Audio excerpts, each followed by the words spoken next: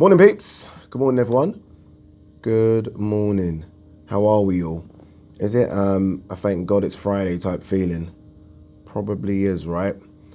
All right, loads to talk about on this video. A lot to talk about. So many stories that I've seen over the last sort of 24 hours. And I don't think we've done a catch-up video for a while. So let's go through a lot of the stories. Before we do that, don't forget to hit that subscribe button if you guys are new. Don't forget as well to like and share the vids. I was here last night, and I should have done this video last night. It was nice and silent. This morning, there's a guy drilling outside. There's always drilling in this fucking building. There's a guy drilling outside, but hopefully, as I always say, hopefully the trusted Boya M1. It feels like I'm sponsored saying this. I'm not sponsored, but I feel like this mic is a pretty good mic, so hopefully it's doing its job. This has just come in the last few hours that Gennady Golovkin's fight against Murata is off. Obviously, Japan has closed their borders. So, yeah, we're not going to see Golovkin fight now until, I don't know, surely they can move that fight out of Japan and do it very quickly somewhere else. Like, no, is there not an arena? I know neither of those guys are Americans, but Golovkin's had loads of fights in America. Is there not an arena in America where they can put that fight on? Is there not? I mean, surely. We just need to see Golovkin in the ring. When was the last time Golovkin fought?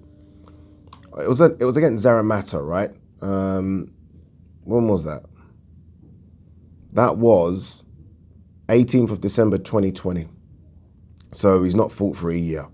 By the time the fight rolls round with Murata, it's probably going to be now February, March. It's going to be 14 months out the ring. It's just not, for a guy that's approaching 40, it's just not good enough, is it? It's not good enough at all. It gives him, I guess, a bit longer with Jonathan Banks, but I don't know, man. Disappointing. But yeah, that news has broke in the last sort of 3-4 hours that Golovkin's fight with Murata is off. Obviously, the DAZN are going to be bitterly disappointed. I was supposed to be involved in that fight. I was trying to keep it as a bit of surprise, but I was going to do some stuff with that fight. Yeah, shit happens, eh? Shit happens. We move on. Devin Haney versus Jojo Diaz is on the weekend. Don't forget, we're doing a live watch along for that. As always, I'm not quite sure what time it's going to start. I'm guessing we're going to get going around 3 in the morning. Decent undercard, so we'll cover some of the undercard fights. But yeah, Saturday, early Sunday morning, we are going to do a live watch along of Devin Haney versus Jojo Diaz. Devin Haney defending his WBC lightweight strap. Some people still don't think of him as a world champion because of the way in which he won the belt. But look, he is a world champion. He has the belt. So let's give him his respect.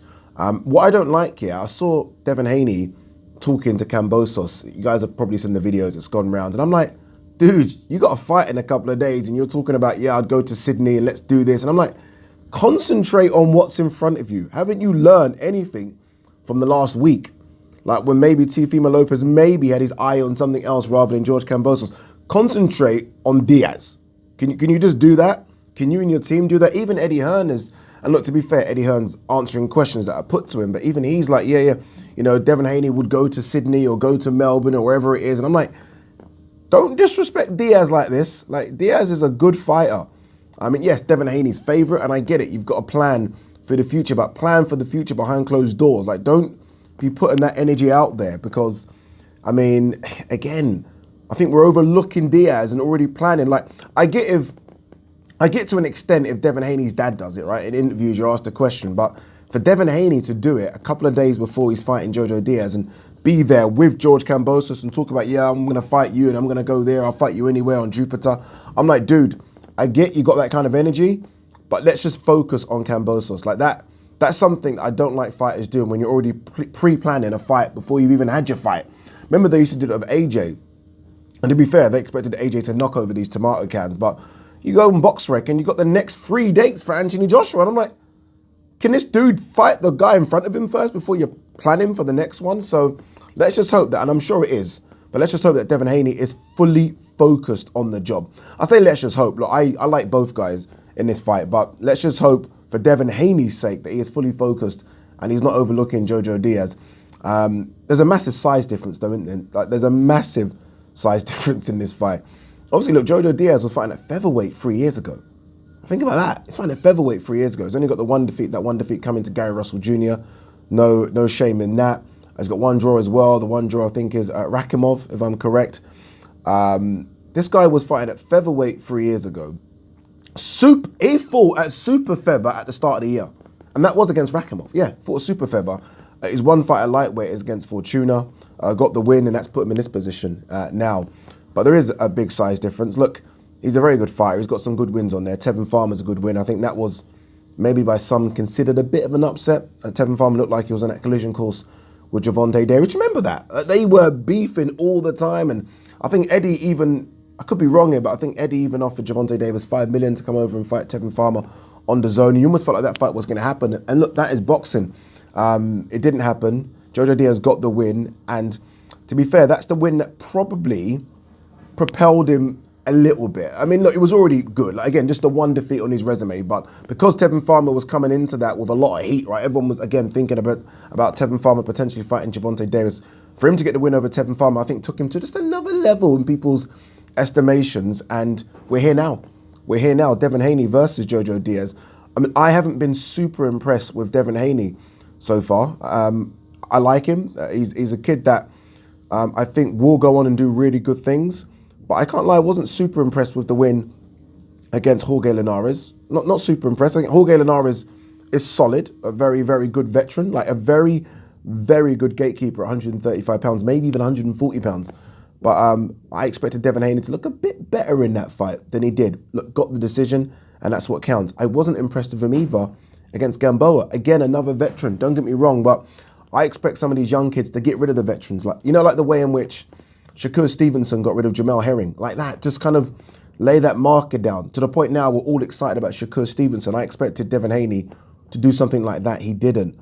So I feel like he's got a bit to prove in this fight. I think he's got to lay a marker down. I almost feel like that number one status in the lightweight division, because of Teofimo Lopez losing, is now up for grabs. It really is. Like, I don't think Kambosos has all the belts, but I wouldn't consider Kambosos the best lightweight in the division. I wouldn't. Like now, like honestly, I know people might laugh at this, but I think Loma's the best lightweight in the division. But Devin Haney has a right to stake the claim to being the best, but he's got to put in a really good performance against Diaz. Diaz is a good boxer, can fight on the inside and the outside, likes to rough it up a bit as well, not afraid of doing that. Devin Haney, I'm not quite sure what Devin is yet. I mean, he's a good boxer. He's not got the pop of, say, a Teofimo, or certainly not of a Gervonta Davis. Let me quickly look at his KO record. I think it's about 50%, which isn't bad. Don't get me wrong, I mean, that's pretty good, but I think his last 3 fights, he hasn't stopped his opponents yet. So Linares went to decision, Gamboa went to decision, and so did Santiago. So as soon as he stepped up a bit. So 26 fights, of those 15 knockouts. Diaz is something similar. What's Diaz? 32 fights, 15 knockouts. So look, both of these are not big punchers, but if they sit on their punches, I mean, they can cause problems. I think we saw that with Kambosos the other day against Teofimo. So look, I mean, it's going to be an exciting one. Again, for me, gun to the head, not even gun to the head really, but for me, Devin Haney should win. He is the fresher of the two, he's the younger of the two, he's the natural lightweight. Again, sorry to repeat myself, but Jojo Diaz was fighting at featherweight 3 years ago and had a fight at super featherweight at the start of the year. So he's not a big guy for this division. And look, Devin Haney, I think, needs a very, very good win because people are still, wrongly or rightly, taking the piss in the way in which he won the belt. People say the belt was emailed to him. Remember, Loma went up to franchise champion and then they elevated Devin Haney, who I think was interim champion to full champion. So look, it should be a good one. Remember, we are doing a live watch along. It's a good moment right now for the lightweights. I mean, I think it's all weird how this has all worked out. All the top lightweights, apart from Ryan Garcia, who was supposed to fight Jojo Diaz, all the top lightweights are fighting in the space of 3 weeks. That's crazy, right? We had Teofimo Lopez Kambosos. Obviously, we've got Devin Haney versus Joseph Diaz. Isaac Cruz, sorry, let me say it correctly. Gervonta Davis versus Isaac Cruz. We've got Loma versus Richard Comey. That's good. That's what we want to see. And hopefully what should happen with that, because it's almost like our very own sort of World Boxing Super Series tournament. I know it's not that, but really and truly, the winners should go on and fight each other. That's what should happen. That's what should happen. So it won't happen, but imagine a world where we see Devin Haney versus Kambosos and we see Gervonta Davis versus Loma.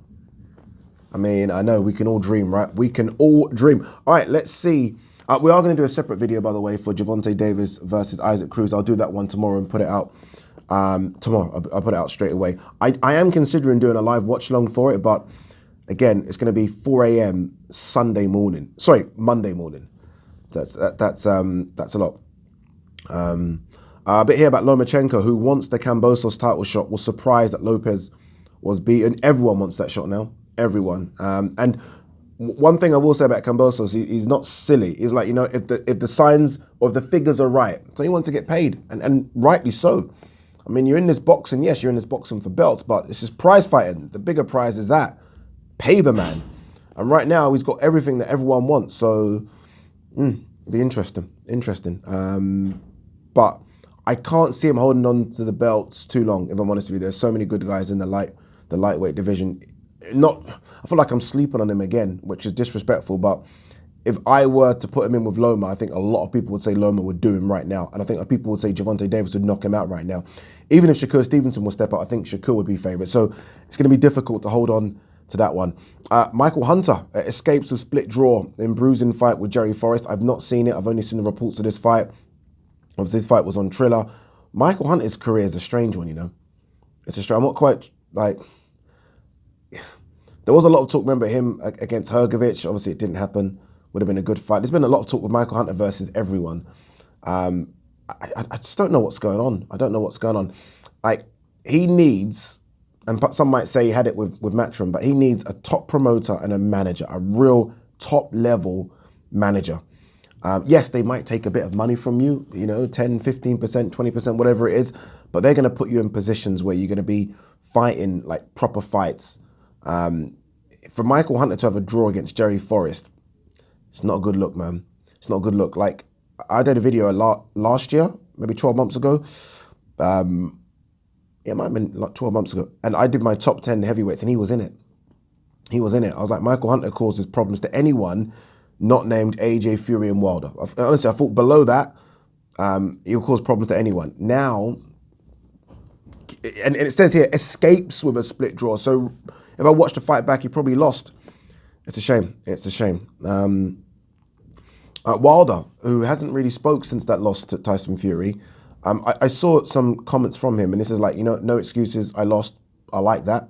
He said he learned a lot about himself and, better things to come. And he says here, the best is yet to come from me. I still have goals in the sport. Loads of money potentially for Wilder. And if his goals are to become champion again, it could happen, right? The belts could go everywhere. We've seen that in the past. But there are so many big fights for Deontay Wilder, and I think he proved to himself. I think he needs to take a long time out of the ring. I think it was a bruising fight, but Wilder proved to himself that he can cause the best heavyweight in the world serious problems. That second knockdown, I thought Tyson Fury ain't going to get up. He got up, credit to Fury, but I thought that was that. So Wilder's still got a lot to offer. I think the Andy Ruiz fight, Andy Ruiz is now out until the new year, March I think it is. I think he's had surgery or something. Andy Ruiz, that's a career that's just going nowhere right now. But that's Wilder versus Andy Ruiz is a massive fight in America. There's so many big fights out there like even Wilder versus Dillian White, massive fight, massive. Wilder versus AJ, if AJ can, maybe even, we'll talk about it in a bit, but that step aside issue, there's so many big fights for Deontay Wilder, so many, meaningful fights. So he's right to say he's still got goals in the sports. Joshua on Usyk loss. I'm angry, it's growing, but it's fueling me every single day. Okay. Look, this step aside thing's interesting. Frank Warren has spoken to IFL TV, I think it was Umar, and he said they are speaking with AJ about potentially stepping aside. But I think the issue now is that because Dillian White is mandatory, so this is the complication with AJ stepping aside now. If AJ were to step aside, the conversations are he wouldn't be first in line for the winner. First in line for the winner would be Dillian White, who's the WBC mandatory, unless the belts are vacated. So AJ would be second in line. AJ stepping aside and fighting the winner is one thing. AJ stepping aside and waiting for Dillian White to fight the winner is another thing. I think if AJ does step aside and allows Fury to fight Usyk, then AJ should fight Dillian White. And I think Dillian White would take that. He would still be upset that he's not fighting for a heavyweight title, but I think that would be a big fight in the UK, and I think he would want that. That's the loss that really just him, doesn't it? More than Povetkin, it really does. So I think he would take that fight in a heartbeat, and I think that could be the one thing that makes sense. Because I was arguing this with Gareth A. Davis, that I wouldn't want Fury to fight Usyk, Fury win, and AJ fight Fury. So AJ's going to fight Fury off the back of getting beat by Usyk. No. AJ needs to do some work somewhere. And that work, I think, would accept if that work was Dillian Whyte. If AJ were to fight Dillian Whyte and destroy him, and then fight the winner of Fury Usyk, I think would kind of accept it. It still would be a difficult pill to swallow, but would accept it. Him going straight in off the back of doing nothing, and then fighting Fury, who's done AJ's work for him, no, not for me. Not for me. Our last couple of bits. Conor Benn will be ringside for Khan Brook, wants the winner. I don't think he's going to get the winner, if I'm honest with you.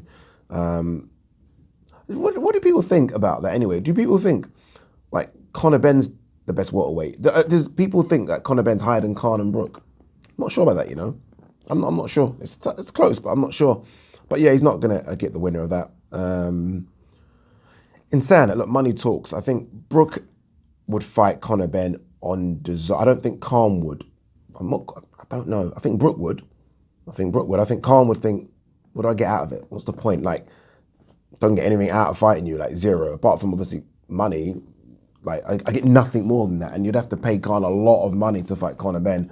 And I just don't think it will happen. Like, DAZN would love it, Eddie would love it, Matchroom would love it, but I'm not quite sure it happens.